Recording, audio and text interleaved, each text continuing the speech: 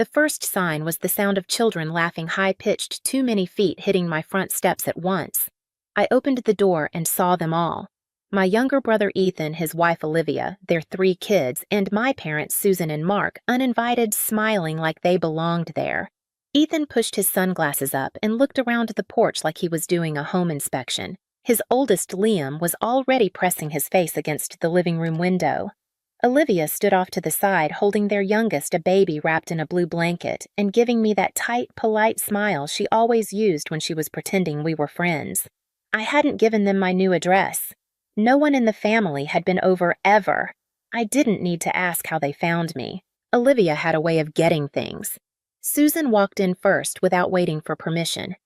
"Look at this place," she said. "Caroline, you've really done well for yourself." It didn't sound like praise. It sounded like inventory. Mark nodded behind her, quiet as always. Ethan followed them in without looking at me. The kids spread out already, picking rooms with their eyes. Olivia stepped inside last, bouncing the baby and looking me dead in the eye. "It's just beautiful," she said. Big, too. That was the moment I knew this wasn't a visit. This was a plan, and somehow I was the only one who hadn't been told. This wasn't new. It just hadn't happened in my house before. Growing up, the living room was Ethan's kingdom. 3 years younger than me, but always louder, always messier, always forgiven. He broke the TV remote once, throwing it at my head. I got grounded for yelling. Mom Susan said I was too sensitive. Dad Mark just stared out the window like he couldn't hear either of us. When I turned 11, I started doing the laundry. By 13, I was packing lunches for both of us in the morning, setting his backpack out by the door so he wouldn't forget it. If I didn't, Mom would scold me for not helping the family. Ethan got a PlayStation for his birthday when he turned 8. I got a cake from the grocery store and a card signed, "Love all of us." No names. He was the golden child and they didn't try to hide it. Susan loved introducing him to neighbors as our brilliant little athlete. I was Caroline. She's quiet into computers or something. When I brought home my first A in calculus, no one noticed. When Ethan scraped a C in biology, we went out for ice cream to celebrate effort. By the time I was 15, Ethan had already shoved me down the stairs once playing, he said. I wore long sleeves for a week to hide the bruise on my shoulder. Susan made me promise not to say anything if Grandma asked about it at Thanksgiving. "We don't need drama," she said. "Not with your brother's future on the line." After that, I stopped asking for anything. No prom dress, no rides to study group. I learned to walk instead. The school library stayed open late, and the janitor would let me sit in the corner until my legs stopped aching. At 17, the night I left, I didn't even pack a full bag. Just a hoodie, some notebooks, and a charger. I had $200 in a coffee can and a bus schedule I printed from the library. Susan told me not to come back unless I had real direction. I was still in high school, but direction wasn't the problem. The problem was that I stopped being useful. I stayed on friends' couches for months, graduated on time. They didn't come.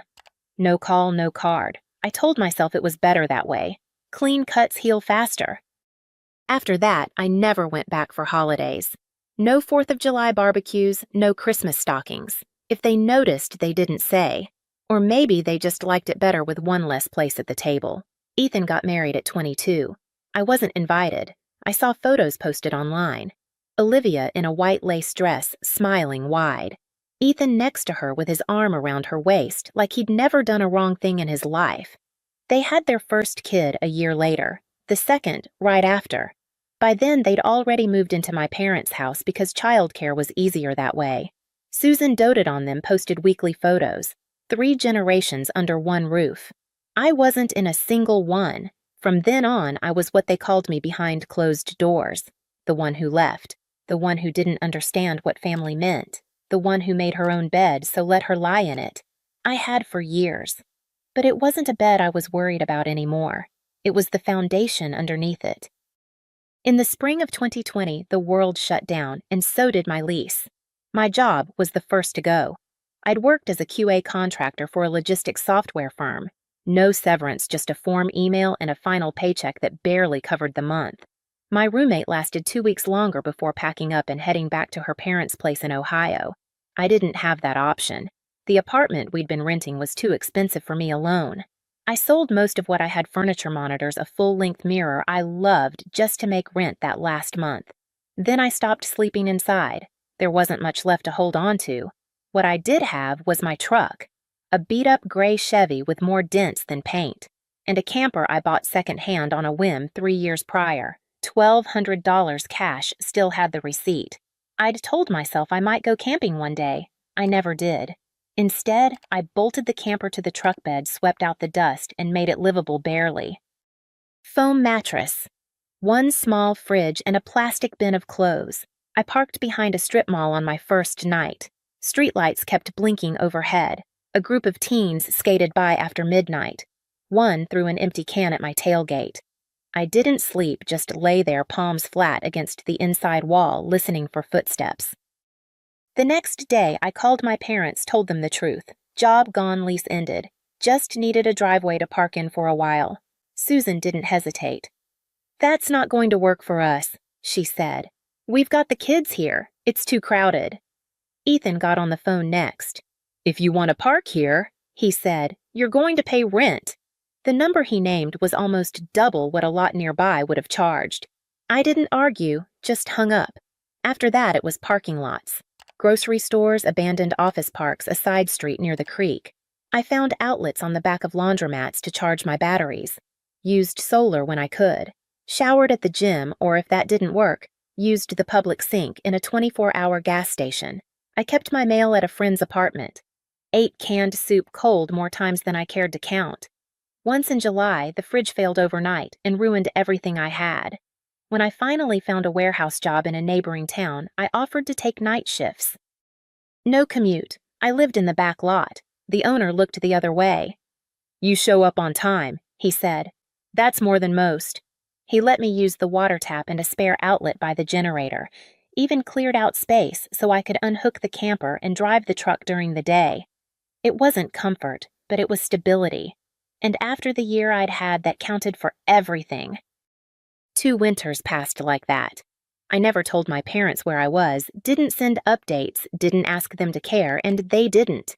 It was about 3 weeks after I posted a photo of my new house, just the porch steps, my hand holding the keys. No caption, just a single word, home. I didn't give anyone the address. But one evening, just after I'd finished setting up my camper in the backyard, half habit, half insurance, I heard a knock, then another. Then the door opened without waiting for me. They came in like it was a Sunday open house. Susan first, of course, with a Tupperware of something she claimed was for me. Olivia next, carrying her baby and surveying the kitchen like she was already planning where to hang photos. Ethan followed, pointing at the ceilings, the baseboards. The kids ran past him. Mark lingered by the front door, holding his jacket like he wasn't sure how long they'd stay. "This is beautiful, Caroline," Susan said. "You really did well for someone on her own." I didn't answer. I didn't need to. Olivia moved from room to room, commenting on the layout. 3 bedrooms! That's so generous. Honestly, it's bigger than I expected, almost more than one person would ever need. Ethan was quieter, but his eyes never stopped moving. Closer to my work than I thought, he said once, like he was talking to himself. I stood in the hallway back against the wall, watching them move through my space.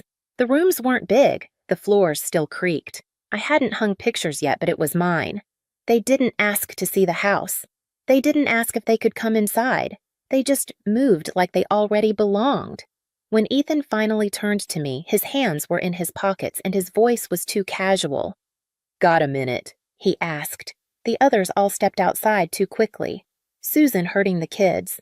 Olivia still holding the baby, humming under her breath. Mark looked at me once before turning away. I followed Ethan into the kitchen. He leaned against the counter like it was his. "This place," he said, "it's really something. But you know it's too much, right?" He paused, looked at me, then kept going. "I mean, you've got the camper already. You know how to live light, and we've got the baby and another on the way. Plus, this is 15 minutes from my job." I didn't speak. "So I was thinking Olivia and I, the kids, we could move in here just until we get on our feet. You could set up the camper in the backyard again like before. You're used to it." He smiled like it was a done deal, like it made sense to everyone but me. And still, I said nothing. Because deep down, I'd always known they'd come. Just never thought they'd be this bold. 3 days passed in silence after that conversation in the kitchen. They left that night with vague goodbyes and too many lingering glances. I didn't hear from any of them after. Then Friday came. I pulled into my driveway just after 6 takeout in the passenger seat, keys in hand, and saw the moving truck before I saw anything else. It was backed up almost to the porch, Ethan's van parked beside it. The front door was wide open. Boxes were stacked in the entryway, children's toys on the floor. I could hear the television from the street, some cartoon playing at full volume. Ethan stepped out with a lamp in his hands. He didn't flinch, just nodded like I was the one who was late. Olivia appeared behind him holding the baby. She grinned. "It's happening," she said sweetly. "We're so glad you're letting us stay." She turned toward the living room before I could speak. I didn't go inside. I walked back to my truck, locked the doors, and called the police. While the phone rang, I cracked the window just enough to breathe. That's when Olivia came up to the glass, tapped twice with her fingernail. "You don't have to do this," she said. "Just let it happen. It's better for the kids." Then quieter with a tilt of her head. "Your mom said it's okay, and you always listen to her, don't you?" The 911 operator came on. I gave my name, the address, told them my house was being taken without my consent. When the officers arrived, Olivia tried to charm them. Ethan stayed inside pretending to be busy assembling a crib. I walked them through what happened, showed my driver's license, the deed, even pointed out the broken front lock, its cord drilled out, and the old brass knob tossed on the porch like trash. The drill they used was still sitting there, plugged into an extension cord. The officers knocked.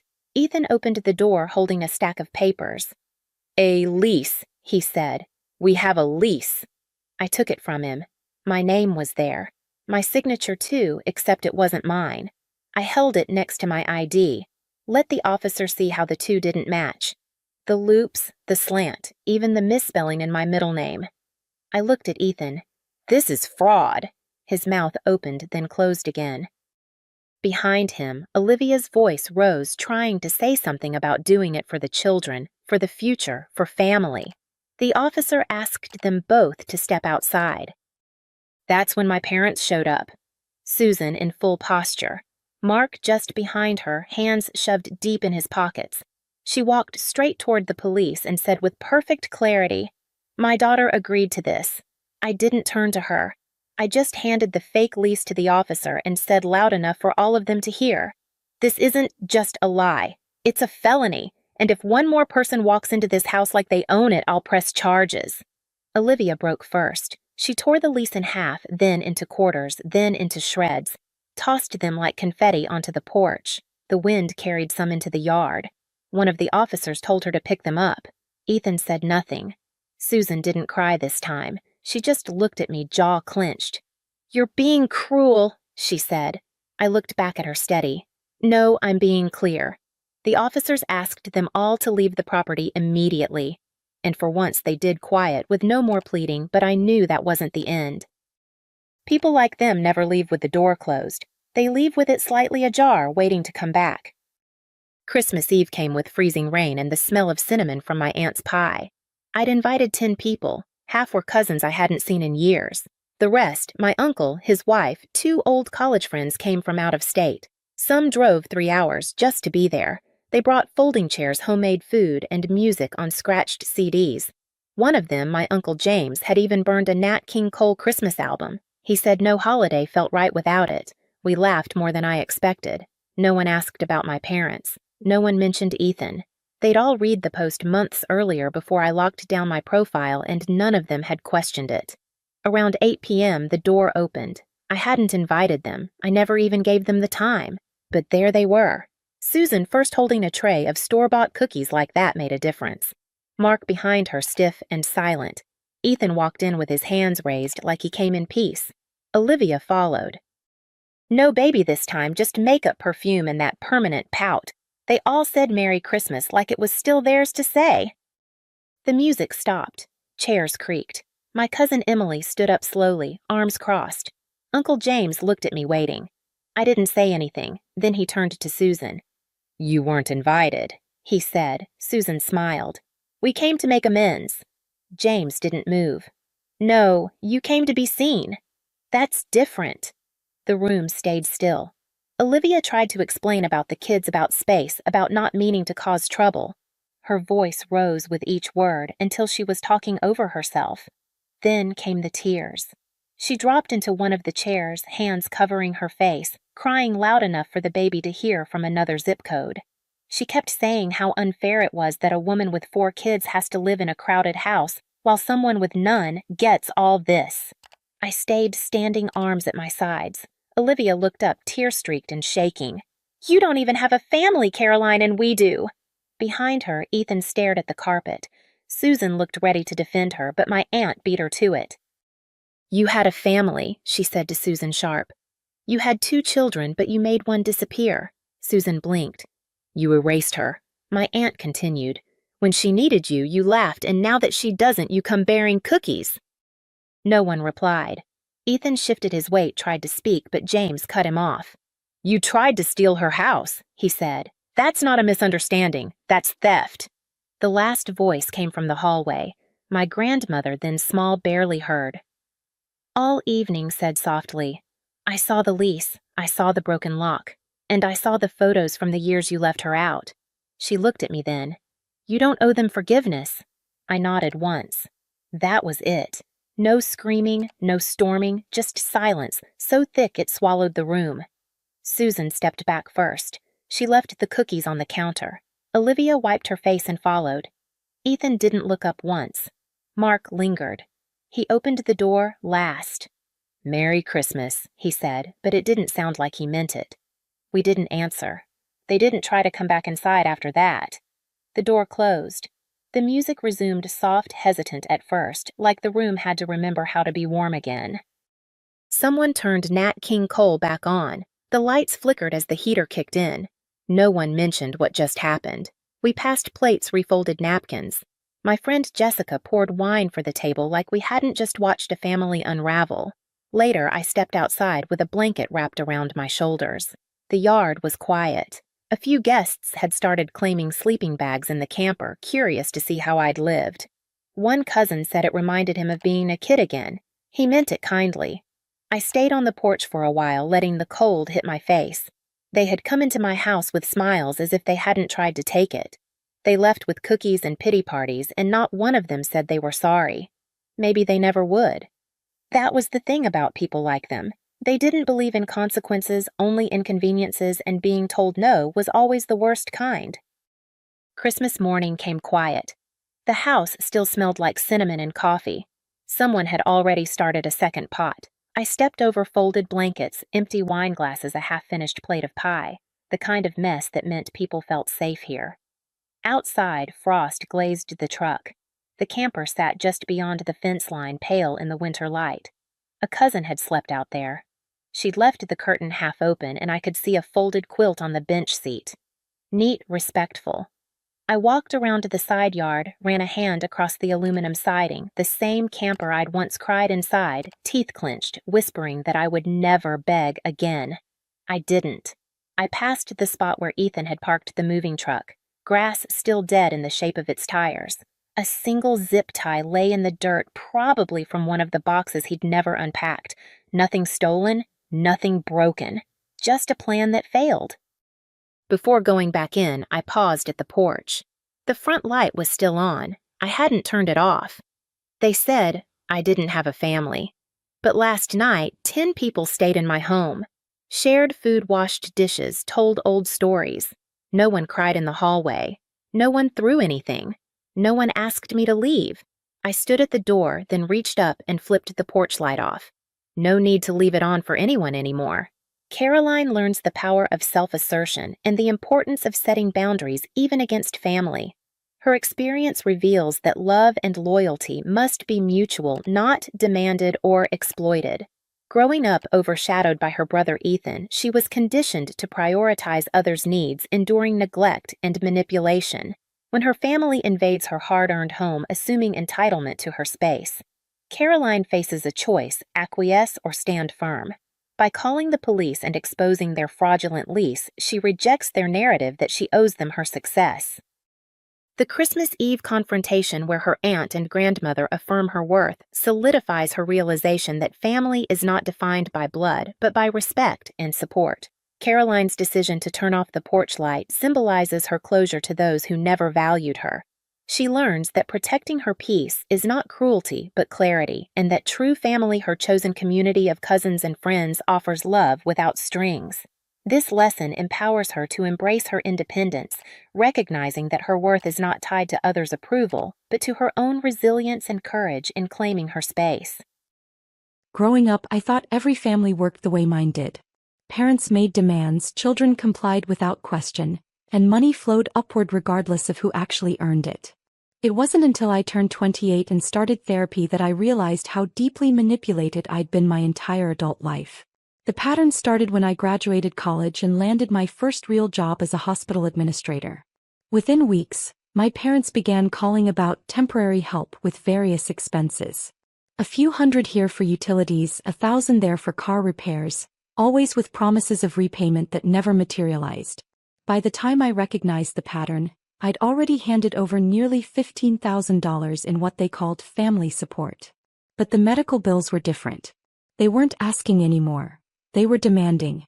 It began with my father's heart surgery 3 years ago. The procedure was necessary and insurance covered most of it, but the remaining balance was substantial. Instead of setting up a payment plan with the hospital like normal people, my parents called me the day they received the first bill. "Jessica, we need you to handle this," my mother announced during what I thought was a casual Sunday dinner. "The hospital wants $8,000 and you know we can't afford that on our fixed income." I was shocked. "Mom, that's a huge amount. Can't you negotiate a payment plan? Most hospitals offer those." My father slammed his fork down. "We raised you, fed you, put a roof over your head for 18 years. Now you're going to abandon us when we need help." The guilt hit like a physical blow. "I'm not abandoning anyone, Dad. I just think there might be other options." "Other options?" My mother's voice turned cold. "Like what? Letting your father's credit get ruined? Losing our house because we can't pay medical debt? Is that what you want?" I ended up writing the check that night, my hands shaking as I signed away nearly a quarter of my savings account. They hugged me afterward, telling me what a good daughter I was, how proud they were of my success. The praise felt hollow, but I was too emotionally drained to analyze why. Over the next 6 months, more bills arrived. Physical therapy costs, specialist consultations, prescription copays, follow-up procedures. Each one came with the same expectation: Jessica would handle it. No discussion, no consideration of my own financial goals or limitations. Just the assumption that my paycheck existed to fund their medical expenses. When my mother was diagnosed with diabetes the following year, the demands escalated dramatically. Insulin costs, blood sugar monitoring supplies, dietary consultations, podiatry visits. Every aspect of her care became my financial responsibility. They'd stopped even pretending these were loans. The bills simply appeared in my mailbox, forwarded from their address with yellow sticky notes reading, "Please pay immediately," in my mother's handwriting. I started keeping detailed records, partly out of professional habit and partly because the amounts were becoming impossible to track mentally. Spreadsheets showing dates, amounts, purposes, and running totals. By the end of year 2, I'd paid over $22,000 in medical expenses that weren't mine. My breaking point came during my father's second surgery last spring. The procedure was elective, a knee replacement that would improve his quality of life but wasn't medically urgent. When the hospital called to discuss pre-authorization and payment arrangements, my parents gave them my contact information as the responsible party. I was sitting in a budget meeting at work when my phone rang. "Miss Patterson? This is Financial Services at Methodist Hospital. We need to discuss payment arrangements for your father's upcoming knee replacement surgery." The confusion in the woman's voice when I explained I wasn't financially responsible for my father's medical care was mortifying. She'd been told I was handling all payments and had my credit card information on file for the $8,000 patient responsibility portion. That night, I confronted my parents about using my information without permission. The conversation revealed the depth of their manipulation and entitlement. "We didn't think you'd mind," my mother said casually, as if giving out someone else's financial information was perfectly normal. "You've been so good about helping with everything else." Mom, you can't just tell hospitals I'm paying for Dad's surgery without asking me first. That's not how this works. My father looked genuinely confused by my objection. You make good money, Jessica. We don't. Simple math says you should handle this stuff. It's not simple math, Dad. It's my money that I work for. I have my own expenses, my own financial goals. Financial goals? My mother laughed. Like what? You don't have kids, your apartment rent is reasonable. What could you possibly need all that money for? The dismissal of my autonomy was breathtaking. In their minds, my income existed solely to subsidize their lifestyle and medical care. My own needs, plans, or financial security were irrelevant considerations. I started researching my options that week. The internet was full of horror stories about adult children trapped in cycles of financial abuse by manipulative parents, but most advice focused on setting boundaries through conversation. My parents had already proven conversation was useless. They simply ignored anything they didn't want to hear. That's when I discovered financial elder abuse laws worked both ways. While most cases involved adult children exploiting elderly parents, the statutes also covered situations where elderly parents financially exploited their adult children through coercion, manipulation, or threats. I decided to document everything systematically. Every phone call got recorded using an app on my phone. Every text message was screenshot and saved. Every email was printed and filed. Every medical bill they forwarded to me was photocopied before payment. I created a timeline showing the escalation from occasional requests to systematic exploitation. The recordings were particularly damning. My parents had grown comfortable making threats because they assumed I'd never challenge them. Conversations like this became routine. Jessica, we got another bill from the cardiologist. $1,500. Mom, I can't keep paying all these medical expenses. It's affecting my ability to save for my own future. Your future? We gave you a future by raising you properly. This is how you repay us. By abandoning us when we're sick. I'm not abandoning you.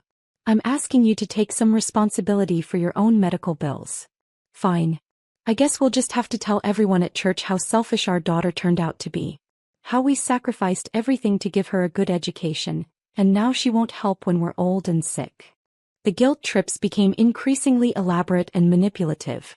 Threats to cut contact, threats to disinherit me, threats to badmouth me to extended family and community members. They weaponized every childhood memory, every sacrifice they'd made, every dollar they'd spent on my upbringing. The breaking point came when my father's knee replacement was scheduled and they expected me to pay the entire $8,000 balance up front. I'd been saving for a house down payment for 3 years, and this single expense would wipe out most of my progress. When I hesitated, my mother escalated to threats I'd never heard before. If you don't pay for your father's surgery, we'll have to cancel it. His knee will get worse and he'll end up in a wheelchair. Is that what you want? Your father disabled because his own daughter was too selfish to help. Mom, Dad's knee replacement isn't emergency surgery. He can work with the hospital to set up a payment plan. Payment plans are for poor people, Jessica. We're not poor people. We have a daughter with a good job who should be taking care of us. That phrase, we have a daughter, like I was a financial asset they owned rather than a person with my own life and goals. Something clicked in that moment. This wasn't family obligation or temporary assistance. This was systematic financial exploitation disguised as family loyalty. I made an appointment with elder law attorney Patricia Hendricks the following week. I'd found her name through the State Bar Association's referral service, specifically looking for someone who handled financial abuse cases. I brought 3 years of documentation, bank statements showing payments, recorded phone conversations, text message screenshots, and medical bills my parents had forwarded to me. Patricia reviewed everything for over an hour, taking notes and asking detailed questions about the timeline and escalation.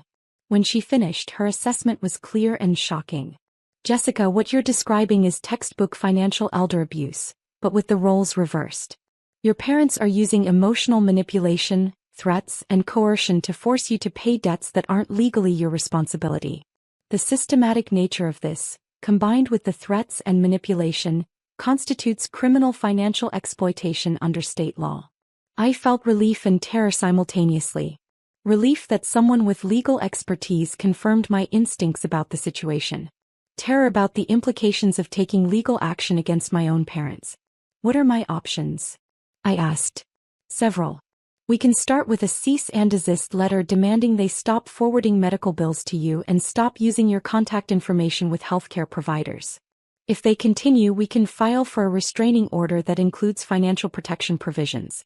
The recorded conversations where they threaten social retaliation if you don't pay their bills constitute coercion, which is a criminal offense. Patricia explained that adult children have no legal obligation to pay their parents' medical debts unless they've voluntarily co-signed or guaranteed the accounts. My parents had been exploiting my emotional attachment and social conditioning to extract money I wasn't required to provide. The fact that they're giving healthcare providers your information as a responsible party without your consent is also problematic. That's essentially identity misuse, and it could affect your credit if they default on payments they've promised you'll make. We decided to start with an official cease and desist letter. Patricia drafted a document that legally required my parents to stop forwarding medical bills to me, stop listing me as financially responsible for their healthcare expenses, and stop making threats or engaging in coercive behavior regarding money. The letter was delivered by certified mail on a Tuesday. My phone started ringing within hours. "Jessica, what the hell is this lawyer letter?" my father demanded. "Are you actually threatening to sue your own parents?" "Dad, I'm protecting myself from financial exploitation. You and Mom have extracted over $30,000 from me for medical bills that aren't my legal responsibility." "Extracted? We asked for help and you gave it. Nobody forced you to do anything." I played back one of the recorded conversations where my mother threatened to tell everyone I was abandoning them if I didn't pay a specialist bill. The silence on the other end was telling. "You recorded us?" My mother's voice came through speakerphone. "How could you do something so sneaky and underhanded?" "Mom, you threatened social retaliation if I didn't pay your medical bills. That's coercion and it's illegal." "It's not coercion, it's consequences. If you abandon your family, people should know what kind of person you are." That response sealed their fate. They just confirmed on a recorded call that they were making threats contingent on financial payments. Patricia filed the restraining order petition the next morning. The court hearing was scheduled for 3 weeks later. My parents hired their own attorney, a general practitioner who seemed overwhelmed by the financial abuse statutes. During the hearing, Patricia presented the documented timeline of escalating financial demands, the recorded threats, and evidence that my parents had been misrepresenting my financial responsibility to healthcare providers. The judge reviewed everything carefully before ruling.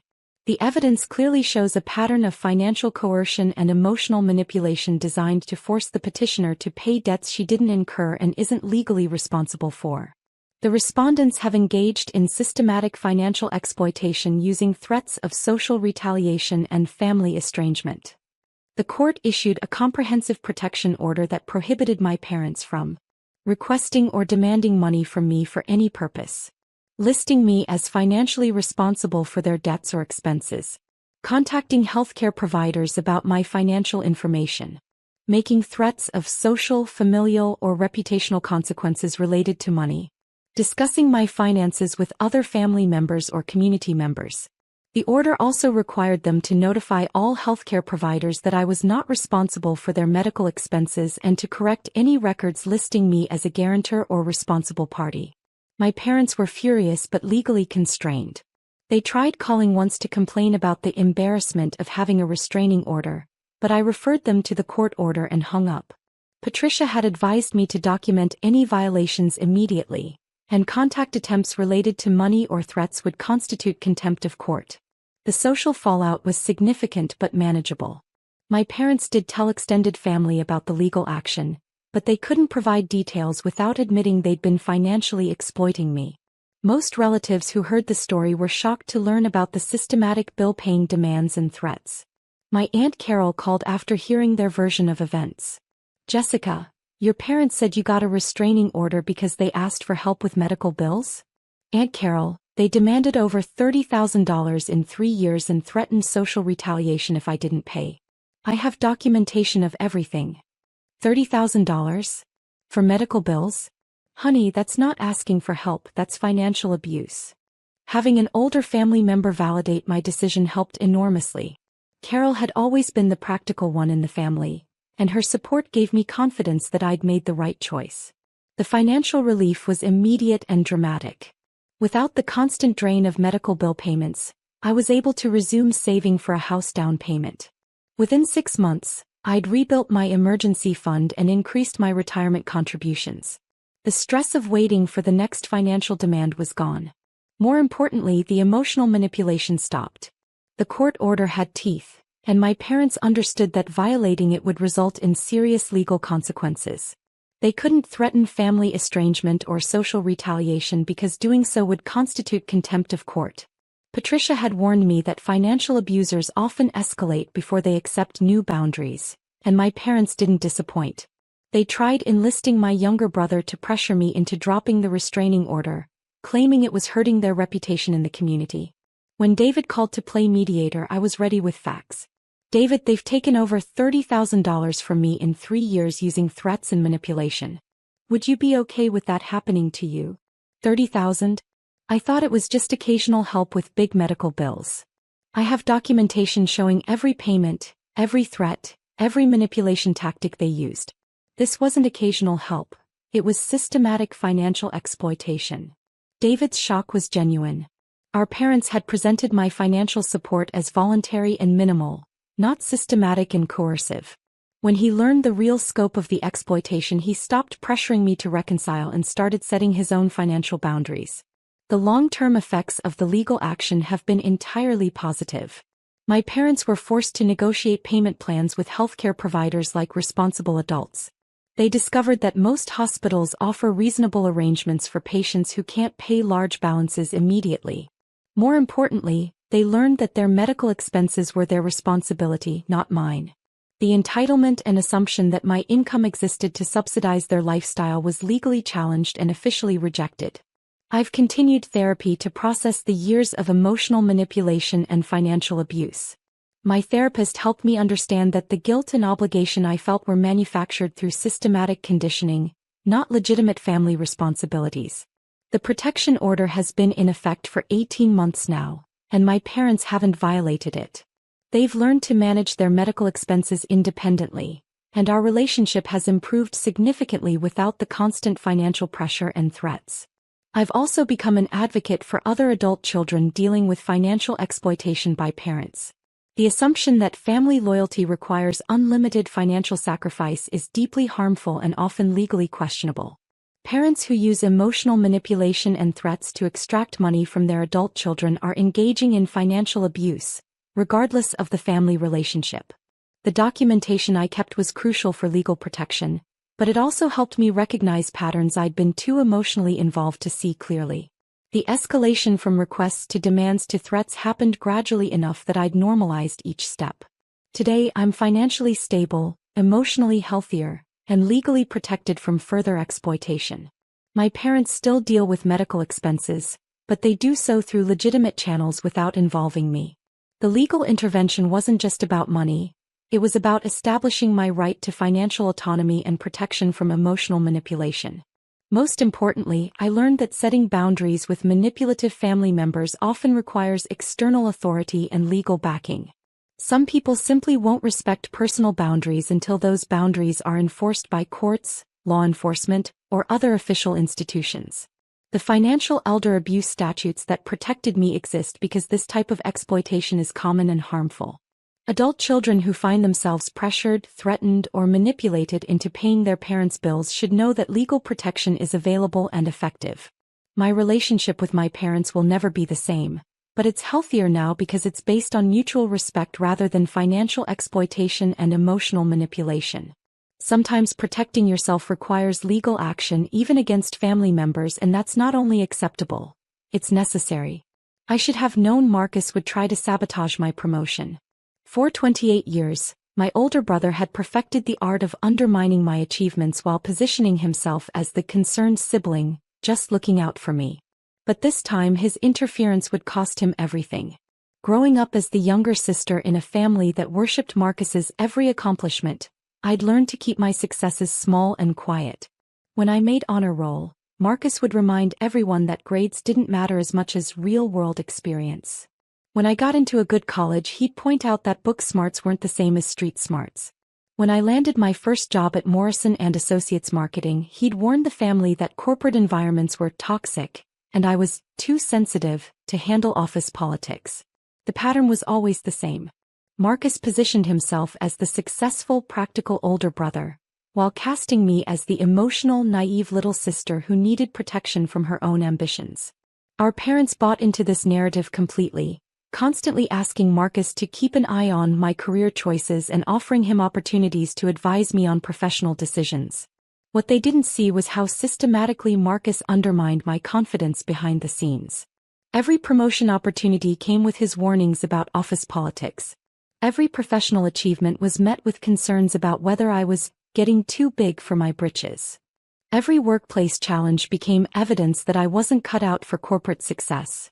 During my first year at Morrison & Associates, I'd started documenting our conversations about my career. Not because I planned to use the evidence, but because I was beginning to question my own perceptions. Was I really as emotional and unprofessional as Marcus suggested, or was something else happening here? The documentation revealed a disturbing pattern. Every time I mentioned a success at work, Marcus would find reasons to diminish it. When I told him about leading a successful client presentation, he worried that I was showing off and might alienate my colleagues. When I shared that my supervisor had praised my strategic thinking, he cautioned that praise could be superficial, and I shouldn't get overconfident. My supervisor at Morrison & Associates, Jennifer Park, had been encouraging my career development since my second year. She'd watched me successfully manage increasingly complex client accounts, lead cross-departmental projects, and consistently exceed my performance targets. When the Director of Strategic Planning position opened up, she strongly encouraged me to apply. "Rachel, you have the strongest combination of analytical skills and client relationship management I've seen in my 10 years here," Jennifer said during our quarterly review. "Your campaign for the Henderson Tech account increased their ROI by 340%, and 3 clients have specifically requested to work with you again. You're ready for this promotion." I felt excited about the opportunity, but Marcus's voice was already in my head, questioning whether I was overreaching, whether the promotion would be too much stress, whether I was setting myself up for failure. Still, I decided to apply, carefully preparing my portfolio and presentation for the interview process. The application process went smoothly. I'd built strong relationships across departments, my performance metrics were consistently high, and my client testimonials were glowing. The interview panel seemed impressed with my strategic vision for the department and my plans for expanding client services. That's when Marcus offered to help with networking support for my promotion. He'd recently started working at a consulting firm that occasionally partnered with Morrison & Associates, and he suggested he might be able to put in a good word for me with people he'd met from my company. I should have recognized this as a red flag, but I was nervous about the promotion and grateful for any support. The first sign something was wrong came 2 weeks after my final interview. Jennifer called me into her office with a confused expression. She'd received a call from HR asking about my emotional stability and whether she had concerns about my ability to handle the increased responsibilities of the director role. "They said they'd received a call from someone claiming to be your brother, expressing concerns about your stress management and whether this promotion might be too much pressure for you," Jennifer explained. I told them that was completely contrary to everything I've observed. "You're one of the most level-headed, professional people on my team. Have you been having any concerns about the promotion that you haven't mentioned?" My stomach dropped. I knew immediately what had happened, but I needed to understand the full scope. That afternoon, I called HR directly and spoke with Maria Santos, our HR director. "We received a call from someone identifying himself as Marcus Chin, your brother," Maria explained. "He said he works in consulting and has experience with similar corporate environments. He expressed concerns that you might be in over your head with this promotion, that you tend to get overwhelmed under pressure, and that the family was worried about the impact on your mental health." I felt my face flush with anger and humiliation. Marcus had never seen me work. He had no basis for assessing my professional capabilities. The only stress he'd witnessed was the anxiety I felt whenever he undermined my confidence. "Maria, I need you to know that everything my brother told you is false," I said, keeping my voice steady. "He has no knowledge of my work performance or my ability to handle professional responsibilities. My brother has a pattern of sabotaging my career opportunities, and I have documentation of this behavior going back several years. Maria was quiet for a moment. That's very concerning. Can you provide that documentation? We need to review this situation carefully before making any decisions about the promotion.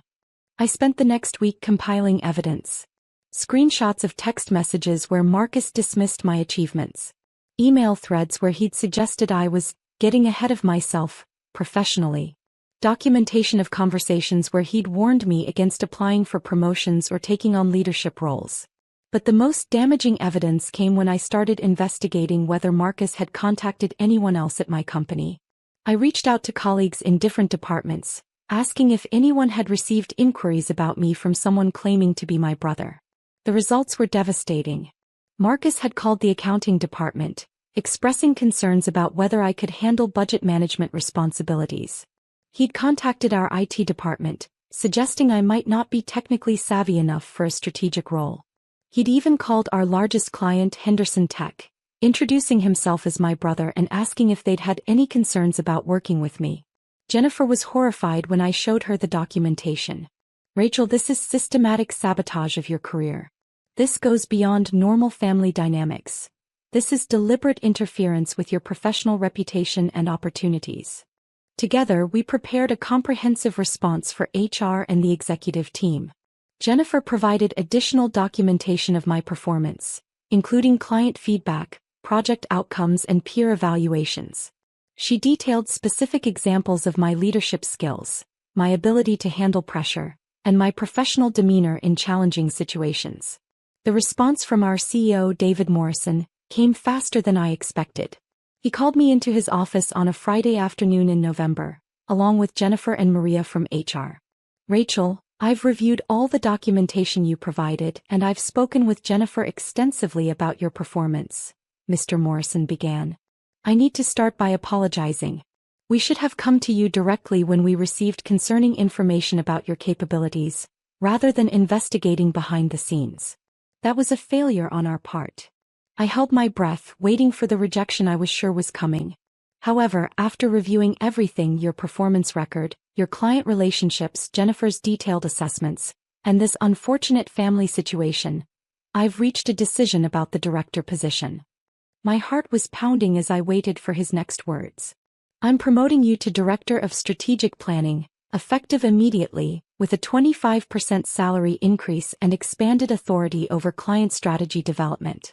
Additionally, I'm creating a new position for you, Department Head of Client Relations, which will give you oversight of both strategic planning and account management. I was so shocked I could barely respond. Furthermore, Mr. Morrison continued, I want you to know that what your brother did was completely inappropriate and potentially illegal. No one outside this company should be contacting our departments making inquiries about employees. We're implementing new protocols to prevent this kind of interference, and we're considering whether to pursue legal action against your brother for corporate harassment. After the meeting, I sat in my new office, an actual office with a door and windows, trying to process what had just happened. I'd gone from thinking my promotion was dead to receiving an even better position than I'd originally applied for. But the story didn't end there. Mr. Morrison had been serious about investigating Marcus's interference. Our legal department reached out to Marcus's employer, Pinnacle Consulting, to inform them that one of their employees had been making unauthorized contact with our company, potentially interfering with our internal personnel decisions. The response from Pinnacle was swift and decisive. Marcus's supervisor, James Wright, called Mr. Morrison directly to apologize and get more details about the situation. We take this extremely seriously, Mr. Wright told Mr. Morrison. Our employees are strictly prohibited from interfering with other companies' internal processes, especially personnel decisions. This violates our professional ethics guidelines and our client confidentiality standards. Within a week, Marcus was fired from Pinnacle Consulting. The official reason was violation of professional ethics standards and unauthorized contact with partner organizations.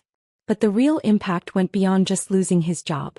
Word spread quickly through the consulting industry about why Marcus had been terminated, making it extremely difficult for him to find new employment. The consequences for Marcus extended beyond his professional life. Our parents, who had always positioned him as the successful, responsible older brother, were forced to confront the reality of what he'd done. When they learned that he'd been systematically sabotaging my career for years, they were shocked and disappointed. "We never knew he was doing this," my mother said during a difficult family conversation. "We thought he was just being protective, looking out for you. We had no idea he was actively interfering with your work." My father was even more direct. "What Marcus did was wrong. It was dishonest and it could have seriously damaged your career. There's no excuse for that kind of behavior." The family dynamics shifted dramatically. Marcus, who had always been the golden child, was now the one facing scrutiny and disappointment from our parents. Meanwhile, I was finally receiving recognition for my professional achievements without his constant undermining. At Morrison & Associates, my promotion was met with enthusiasm from colleagues who had watched my work for years. The Henderson Tech account that I'd managed so successfully became a case study for client relationship management. My strategic planning initiatives were being implemented across multiple departments. 6 months into my new role, I was invited to speak at the Regional Marketing Association conference about innovative client relationship strategies. My presentation was well received, and several companies approached me about consulting opportunities. For the first time in my career, I was being recognized as an expert in my field rather than questioned about my capabilities. The most validating moment came during my annual performance review with Mr. Morrison. "Rachel, your promotion has been one of the best personnel decisions I've made in my 20 years running this company. Our client retention is up 40%, our strategic planning process is more efficient, and other departments are asking to model their management structure after yours." He paused, then continued, "I also want you to know that we've had inquiries from other companies trying to recruit you. Your reputation in the industry has grown significantly this year. While I hope you'll stay with us, I want you to know that your career options are wide open." The transformation in my professional confidence was remarkable. Without Marcus's constant undermining, I was able to trust my own judgment and take appropriate risks. I implemented new client service protocols that increased satisfaction scores. I developed strategic partnerships that brought in 3 major new accounts. I mentored junior staff members and helped several of them earn promotions. Marcus, meanwhile, was struggling to rebuild his career. The consulting industry is relatively small, and word about his termination had spread. Several firms had rejected his applications once they learned about the circumstances of his departure from Pinnacle. He eventually found a position at a much smaller firm, with significantly reduced responsibilities and compensation. The family gatherings became less frequent and more awkward.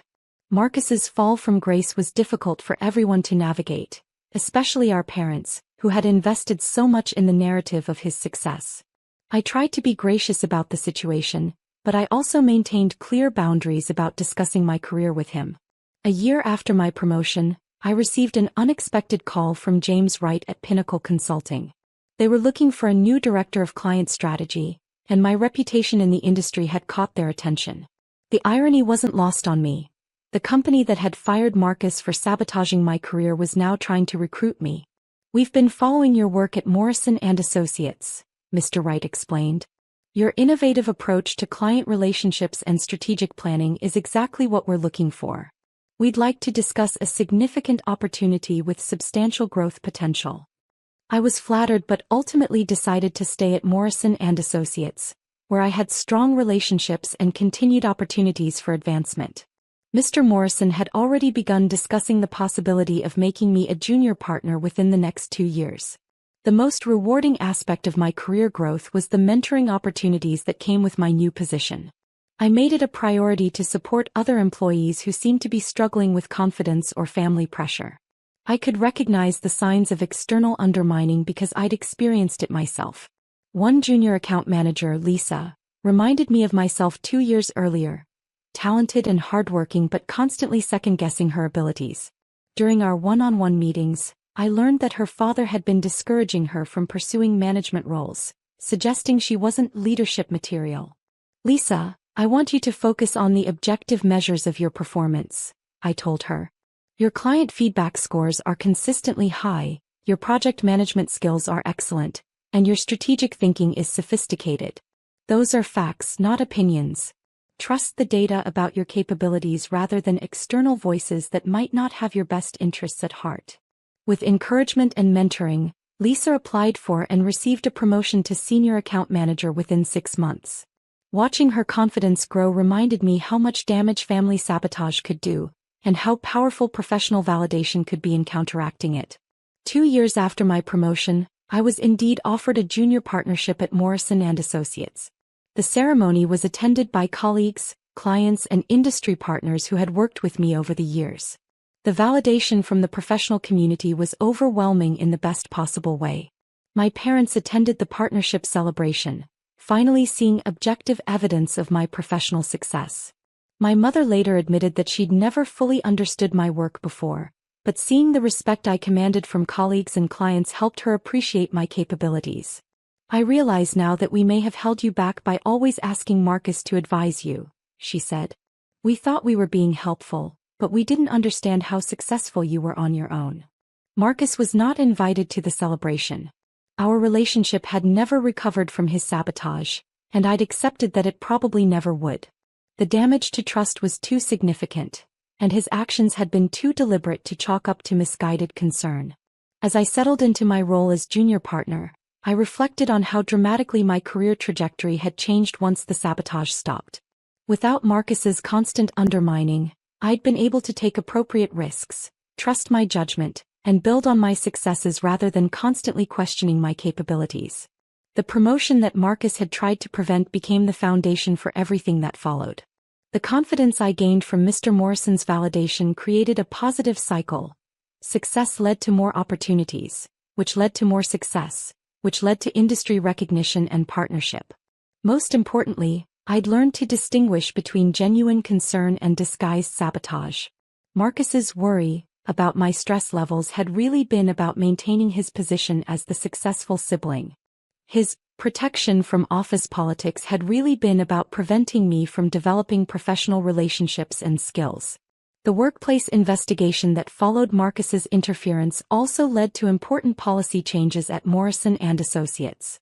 We now have clear protocols for handling outside inquiries about employees, and we provide training to managers about recognizing signs of family or personal sabotage that might affect employee performance. "Your situation taught us something important about supporting our employees holistically," Mr. Morrison told me during a recent meeting. "We can't just focus on work performance. We need to be aware of external factors that might be undermining our people's confidence and career development." 3 years after that first sabotaged promotion, I'm thriving in ways I never imagined possible. My client portfolio includes some of the region's largest companies. My strategic planning methodologies are being adopted by other firms. I'm frequently invited to speak at industry conferences and serve on professional development committees. But perhaps the most satisfying outcome is that Marcus's sabotage ultimately led to greater success than I would have achieved without his interference. Mr. Morrison's response to the situation, promoting me beyond my original application and creating new opportunities, demonstrated the kind of leadership and support that has characterized my entire experience at Morrison & Associates. The junior partnership that seemed impossible when Marcus was constantly undermining my confidence now feels like just the beginning. Mr. Morrison has already discussed the timeline for full partnership, and I'm developing strategic initiatives that could position me for executive leadership within the next 5 years. Sometimes the most devastating betrayals create opportunities for the most meaningful victories. Marcus's attempt to sabotage my promotion didn't just fail. It led to career advancement beyond anything I'd originally imagined, supported by leaders who believe in my capabilities and a professional community that values my contributions. The girl who once questioned her own judgment because of her brother's constant criticism has become a business leader whose strategies are being implemented across the industry. And it all started with one promotion that my brother tried to prevent, but that ultimately became the foundation for everything that followed.